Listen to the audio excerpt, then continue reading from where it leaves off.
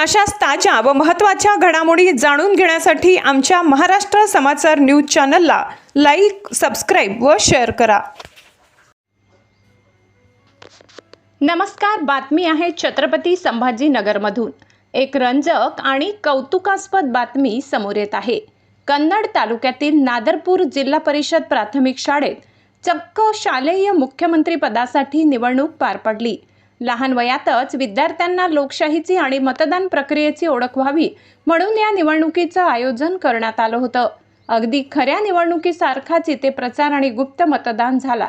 या चुरशीच्या निवडणुकीत चेतन संतोष जाधव याने बाजी मारत शालेय मुख्यमंत्री पद मिळवलं, तर कल्याणी ज्ञानेश्वर काथार हिची उपमुख्यमंत्री म्हणून निवड झाली आहे. मुख्याध्यापक पाटील सर आणि त्यांच्या संपूर्ण शिक्षक टीमने या निवडणुकीसाठी विशेष परिश्रम घेतले असून या अनोख्या उपक्रमाचं सध्या जिल्ह्यात कौतुक होतंय. कन्नड प्रतिनिधी सुनील निकम, छत्रपती संभाजीनगर.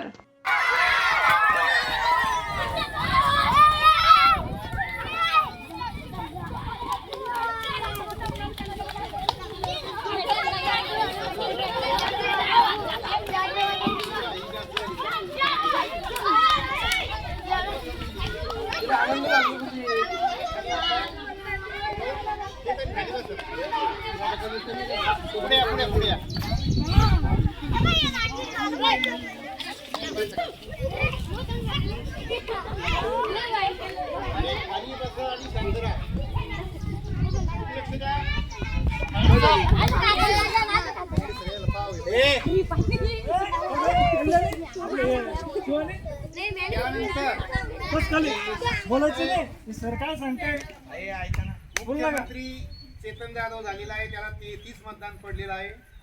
त्यानंतर उपमुख्यमंत्री कल्याणी काथार हिला 7 मतदान पडलेलं आहे आणि ती आपल्या शाळेची उपमुख्यमंत्री झालेली आहे.